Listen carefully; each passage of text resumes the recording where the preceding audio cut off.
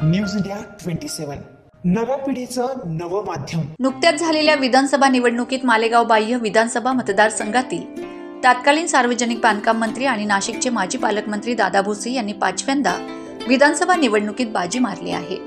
एवढेच नाही तर दादा भुसेंवर राज्याचे माजी मुख्यमंत्री एकनाथ शिंदे यांनी शालेय शिक्षण मंत्री पदाच्या रूपाने दादा भुसे यांना पुन्हा नवीन जबाबदारी सोपवली आहे। ते म्हणजे शिक्षण खातं, शालेय शिक्षण खातं हे आपल्याला मिळालं।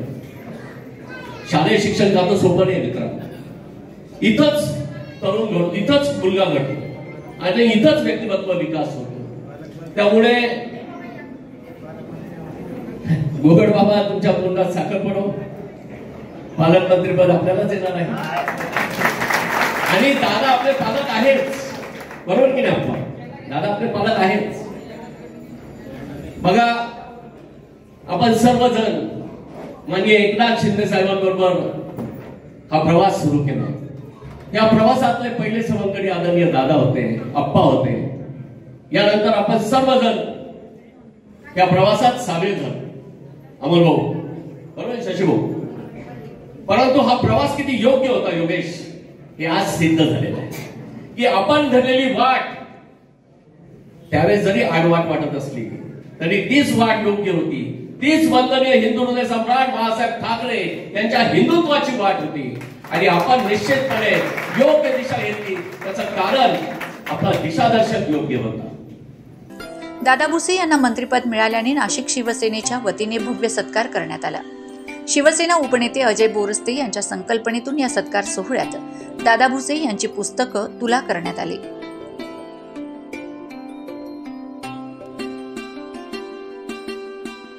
मात्र दादा भुसे यांनी या पुस्तक तुलेचा सन्मान राखत तराजूमध्ये स्वतः बसण्याऐवजी वजनाला महत्त्व दिले आहे। त्यामुळे पुन्हा एकदा शालेय शिक्षण मंत्री दादा भुसे यांनी आपल्या पदाचा सन्मान राखत सरस्वतीचे एक प्रकारे पूजन केले आहे।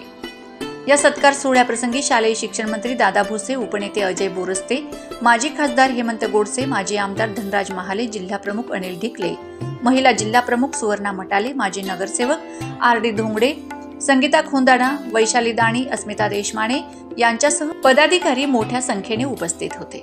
या सत्कार सोहळ्याच्या निमित्ताने आगामी नाशिक महानगरपालिका आणि जिल्हा परिषदेच्या निवडणुकीत पदाधिकाऱ्यांनी झपाटून कामाला लागण्याचे आदेश शालेय शिक्षण मंत्री दादा भुसे यांनी दिले आहेत।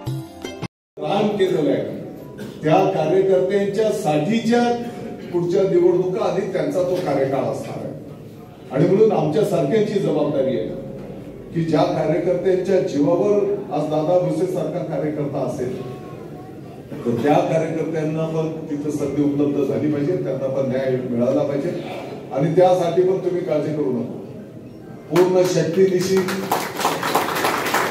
आपण येणाऱ्या काळातल्या निवडणुकींना सामोरं जाऊ आणि मला विश्वास आहे की जनता जनार्दन आशीर्वाद देण्याच्यासाठी आतुर आहे। फक्त ते आशीर्वाद चांगल्या पद्धतीने आपण पत्रात पाडून घेणं यासाठी आपल्याला जनतेपर्यंत जावं लागेल आणि चांगल्या योजना त्याची अंमलबजावणी जनतेपर्यंत त्या ठिकाणी करावी लागणार आहे। महिला आघाडी नवनिर्वाचित शालेय शिक्षण मंत्री दादा भुसे यांचा सत्कार सोहळ्याप्रसंगी मिसळ पार्टीचे हे आयोजन करण्यात आले होते।